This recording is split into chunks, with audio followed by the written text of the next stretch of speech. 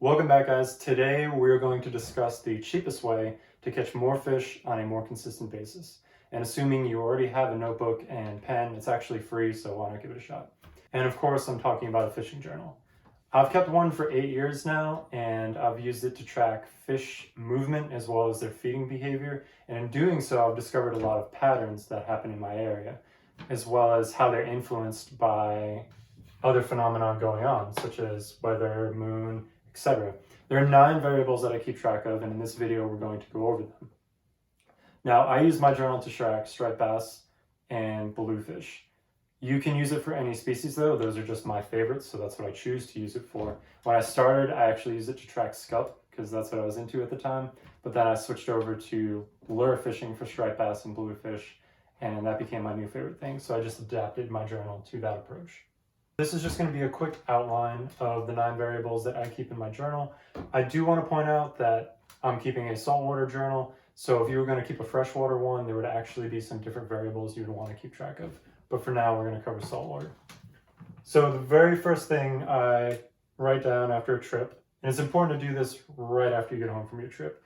There have been times where I've gotten home and I'm kind of tired, it's like 1 in the morning, and I do it the next morning, and I've forgotten some things, so then it's not as valuable to me next summer when I go and look back at it. So as soon as you get home, write down the date, first part.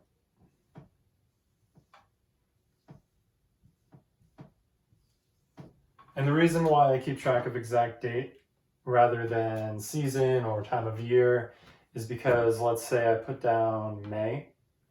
The beginning of May, as far as fish movement and bait progression, is very different than the end of May in my area, or even sometimes the middle of May. So I'd like to know the exact date, because in a side note in my journal, sometimes I'll write down, was this a cold year, was it a warm year, how fast did the weather heat up, and then I can line that up with the date to understand the progression better. So after date, I will put tide.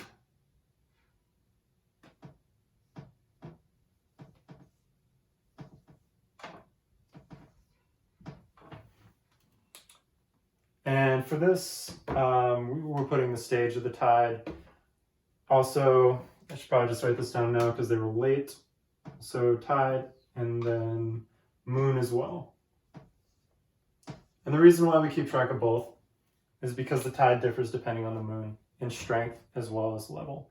And you'll learn how that works with time. But in the beginning, if you keep track of the two, you write down what the moon phase is next to tide, write down how strong it was. After you go to that area, over the course of a few weeks, you'll realize the tide moves faster on such and such a moon phase in that spot, or maybe much slower on other moon phases. And when you write that down, you begin to understand better. And then with time, let's say, you're thinking of when planning your trip, you can actually check what the moon phase is going to be a few days ahead of time online, or even months ahead of time.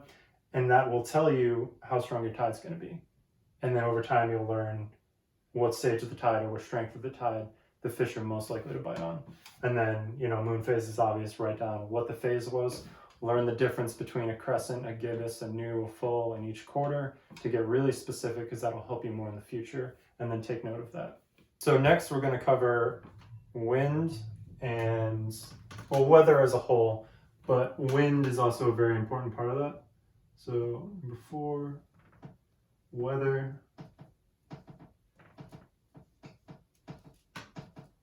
Winds. So make note of what happened weather-wise when you were out there. Was it really windy? Was it rainy?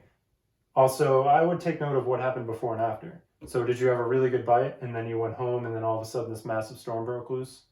Or maybe it was a few hours after a thunderstorm, something like that. Those are things to keep in mind. Wind is something you really want to pay attention to. The direction and the intensity of it, and also how it changes. And you can look all this up on any weather app you have. You can actually, once you find the patterns between the two of these, you can, again, like I said before, go on the weather app throughout the next few days and then look for your preferred wind. After weather and wind, we have sea. And that's just ocean conditions. So You can write down water temperature there. I like to track that throughout the year, especially in the beginning of the year and the end of the year. If you're interested in fishing for striped bass, then you know why the 50-degree mark is important. And yeah, I like to track that so I know whereabouts the water temperature is and when I should start freezing to go out there and try and catch them, because I know when the water is going to make that worth my while. Also, I take note of, was the water cloudy? Another combination you can find here actually is on certain winds in certain areas, the water is almost unfishable with seaweed if you're using lures. So you can keep track of that too, so you'll know when you're just going to waste your time being out there. And that's one of the biggest points of keeping this, is to save yourself time. And then after weather, wind, and sea conditions, I keep track of the time of day.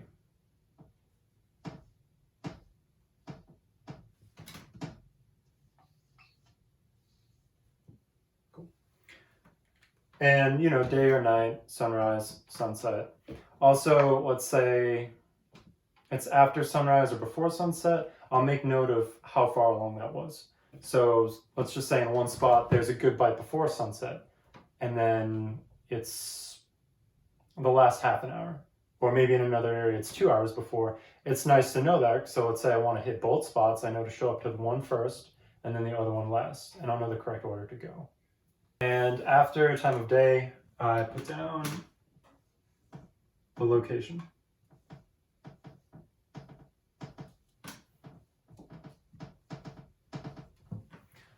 And that's simple. I like to get a little more specific with it, like everything else in here, because then it's more useful to me later. So for location, I'll put the beach or location that I was, and then I'll get specific with where I was casting or where I think my lure was when it got a hit. So after location, I put down what the fish were feeding on.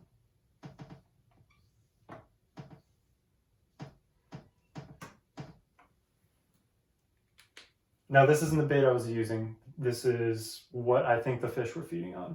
Either I can observe it, or some spots in October in my area when I'm catching bluefish, they're coughing up squid, so that's a dead giveaway. Or sometimes if you're fishing lures, you'll snag a couple of peanut bunker or maybe an adult bunker, and that'll tell you too. Also, if you are keeping fish, you can always check what they were eating. That'll help you as well. If you do take fish home and you keep them, that'd be something important to write down here too, because then you'll know exactly what they were feeding on. So then after bait, as far as what they were eating, I take note of the lure or bait that I used to catch them. So for bait, if I was using that, I would write down what I used. I would probably even take note of the rig I used, and then I would take note of the presentation. So if I'm fishing bunker and I was just catching them on heads, but they wouldn't take the rest of the body, I would write that down. As far as lure goes, I write down, obviously, the lure I used. I'll write down what color it was. I'll write down if I made any modifications to it that might have improved my chances or perhaps messed them up. And then I'll write down how I used it, where I cast it, and how I retrieved it.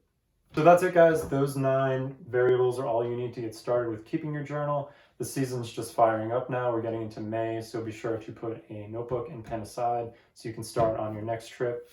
I know I threw a lot of information at you, so if you have any questions on this or you want to know more, be sure to comment below because I'd love to help you out. If you enjoyed this video, be sure to like and subscribe, and I'll see you next time.